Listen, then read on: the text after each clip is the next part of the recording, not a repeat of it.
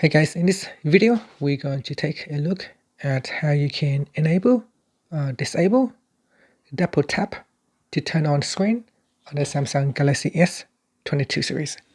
First, tap on the home button to go back to the home screen. And from the home screen, you want to swipe down at the top and tap on the settings icon. In settings, we go down and tap on advanced features. Next, we go down and tap on motions and gestures. In here, tap on double tap to turn on screen. Tap on the switch to turn it on or turn it off. And that's it. Once it is switched on the home screen here, you can double tap to turn off the screen or double tap to turn on the screen.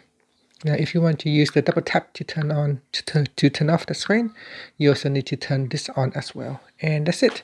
Thank you for watching this video. Please subscribe to my channel for more videos.